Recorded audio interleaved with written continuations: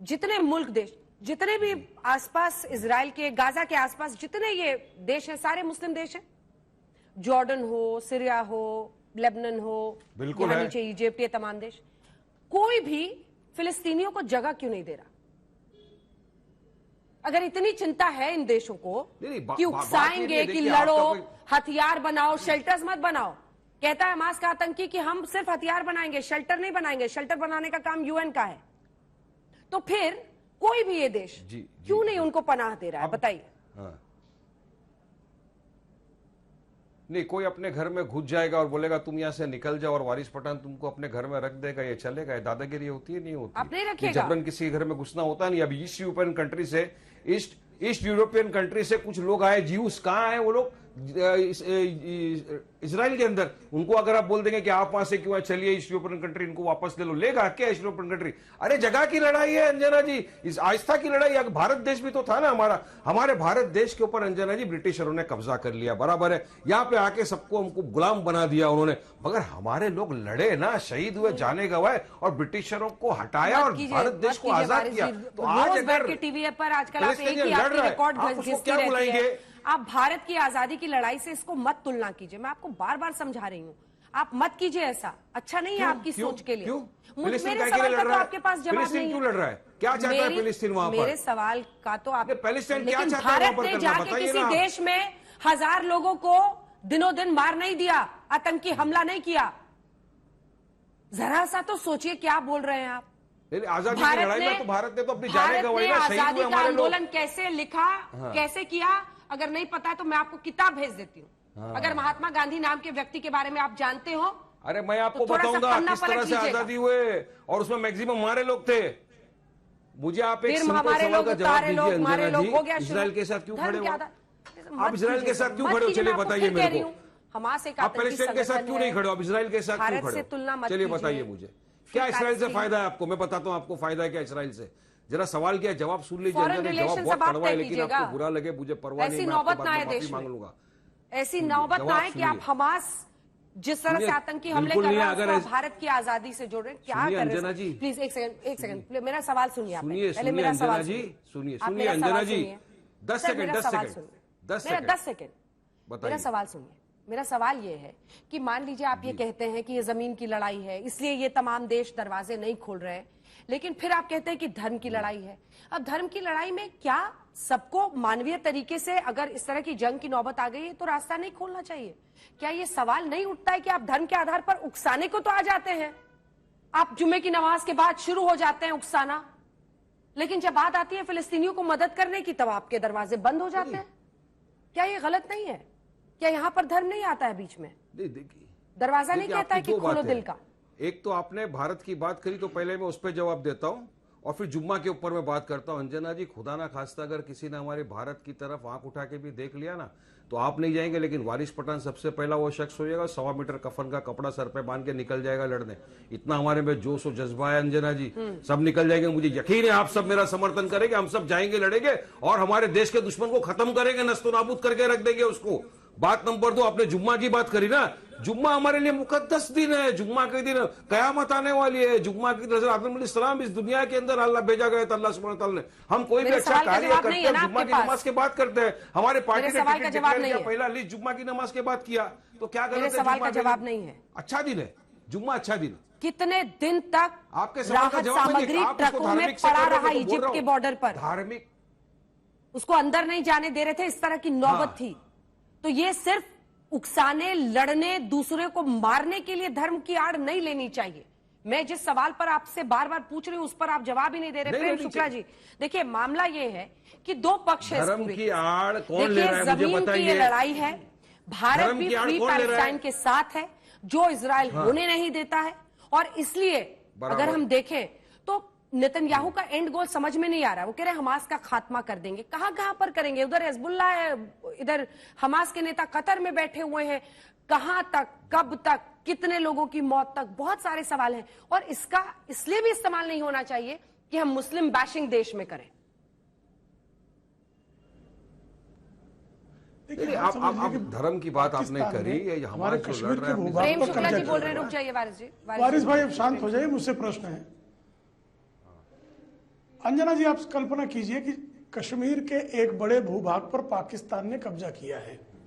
क्या भारत जो है कश्मीर में घुसकर 1000-2000 लोगों की निर्मम हत्या कर दे तो क्या वारिस पठान उसको जायज ठहराएंगे? क्या वहां से कुछ लोगों को बंधक बना ले आए तो क्या जायज ठहराएंगे? क्या ये संभव है? क्या सोच भी सकते हैं? क्या कल्पना भी की जा सकती है क्या किसी जिम्मेदार राष्ट्र से?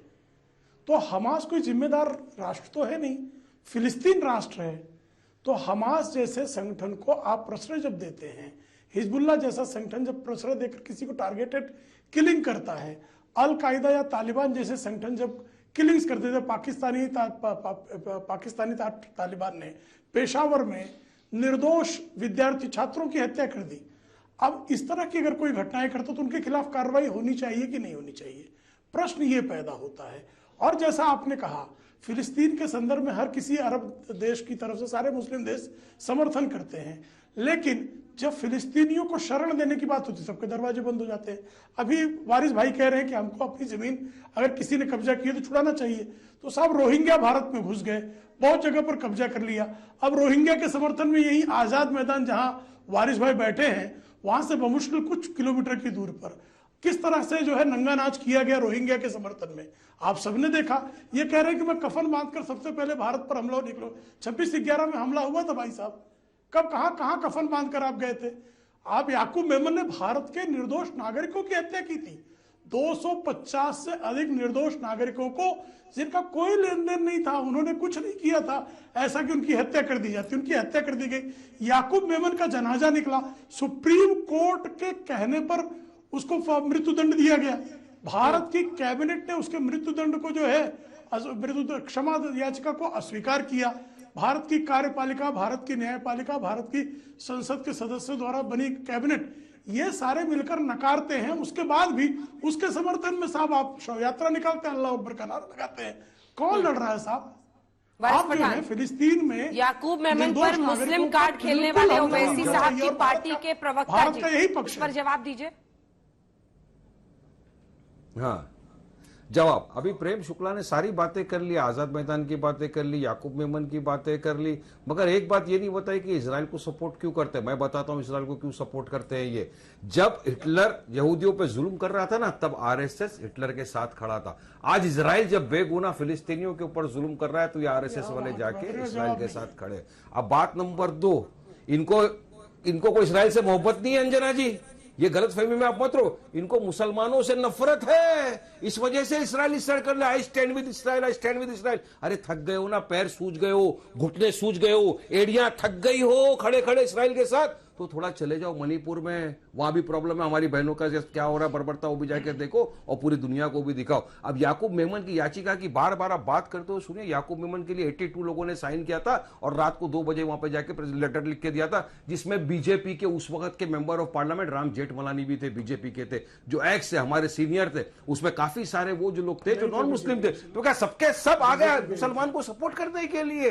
अरे नहीं, इंसाफ का तकाजा था, इंसाफ की बात थी कि जितनी घाई से उसको फांसी दी जा रही है वो गलत तरीका है, follow the due process of law होना चाहिए था। अभी तो रात के 2 बजे तो काफी जर्नलिस्टों के लिए भी सुप्रीम कोर्ट ने दरवाजे खोल दिए थे, तो क्या उसको भी गलत बोलेंगे? सबको आतंकवादी आप बना देंगे क्या? कितने जर्नलिस्टों को रात को बेल मिली है, अभी सुप्रीम कोर्ट से दरवाजे खुल गए थे, रात को उनको बेल दिया गया है। हमने अपने सामने देखा यहाँ पर बैठकर, ये उसको जोड़ना गलत बात है। सिर्फ आपकी समझ में कहना चाहूंगा, बिल्कुल साफ स्पष्ट समझ में आ गया। जनरल संजय जी, मैं सिर्फ एक लाइन कहना चाहूंगा। वारिस साहब आपको कुछ कह रहे हो? मैं पैलेस्टीन के साथ हूं, सरकार पैलेस्टीन के साथ है, दुनिया पैलेस्टीन के साथ है। क्या आप पैलेस्टीन के साथ है?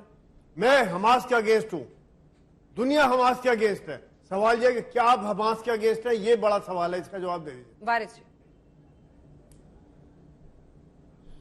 जी, मैं पैलेस्टीन के साथ खड़ा था, खड़ा हूं, खड़ा रहूंगा। मैं वायलेंस का कंडेमनेशन करता हूं, फिर चाहे हमास ने किया हो या इजराइल के आईडीएफ ने किया हो, मैं उनका विरोध करता हूं। और हिंदुस्तान ने अब तक हमास को आतंकवादी घोषित क्यों नहीं किया, मैं सवाल करता हूं। यूनाइटेड नेशन ने अब तक हमास को घोषित क्यों नहीं किया, इंटरनेशनल टेररिस्ट ऑर्गेनाइजेशन, ये सवाल पैदा होता है। नहीं कर सकते क्योंकि हमास 55,000 वोट लेकर जीता हुआ इलेक्टेड बॉडी है वहां पर। हाँ, ये अलग बात है 2007 के बाद में वहां पे चुनाव नहीं हुए, मगर आप इस तरह तो तालिबान को भी आपने घोषित कर दिया था ना आतंकवादी। उसके बाद में अभी 200 करोड़ रुपए का पैकेज भेजा आपने और ट्रेड डील आप चालू कर दिए। तो आपका ये हिपोक्रेसी कैसा कर चलेगा, कैसा चलेगा? आप एक तरफ तो आतंकवादी बोलते हो, दूसरी बाजू में चले जाते हो वहां पे ट्रेड करने के लिए, एक तरफ तो रिलीफ मटेरियल भेज देते हो और दूसरी बाजू में एक्सटेंड हो जाते हो। पर मैं थोड़ा पीछे जाना चाहता हूं सर, विद योर परमिशन। जो इस समय माहौल दिख रहा है और खास करके जो हिजबुल्लाह नसरुल्लाह ने कहा है अभी 2 दिन पहले, इनकी स्ट्रैटेजी ये है कि मिलिटेंट अटैक्स शुरू करो इजराइल के खिलाफ और इजराइल रिटेलिएट करेगा। अब जब इजराइल रिटेलिएट करेगा तो सिविलियंस की डेथ होगी। तो ये जितनी ज्यादा हो सिविलियन डेथ्स को इंस्टिगेट करना चाहते हैं, क्योंकि फिर पब्लिक ओपिनियन दुनिया का इजराइल के खिलाफ जा रहा है। और नसरुल्लाह की स्पीच में बाय द वे फ्राइडे को उसने क्लियर कट ये कहा कि दुनिया का जो वर्ल्ड मीडिया है उसका ओपिनियन बदल रहा है अब, और हमें भी अब ऐसा करना चाहिए कि दुनिया का पब्लिक ओपिनियन इजराइल के खिलाफ जाता जाए सिविलियन कैजुअलिटीज को लेकर। अरब चैनल्स को इस बात पर लपेटा भी, वो कह रहा है कि वो चाहते हैं कि ये तमाम जो मुस्लिम देश हैं वो इजराइल से अपने संबंध नॉर्मल कर ले।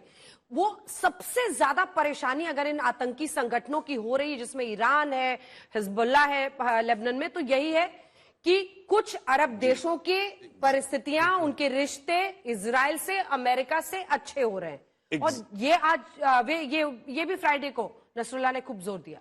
एग्जैक्टली, ये सही तो परेशानी जैसे बात हो रही है ना, इनके लिए तो अच्छा है कि केओस हो देशों में। हाँ। लेबनान में केओस हो, सीरिया में केओस हो, इराक में केओस हो। ईरान, कई लोग ये भी मानते हैं कि ईरान खुद भी फुल फ्लेजेड वॉर में इंटरेस्टेड ही नहीं है, वो बस ये आतंकी संगठनों को यहाँ पर हुती, हिजबुल्लाह, हमास, इनके जरिए इजराइल में बर्बादी करता रहे।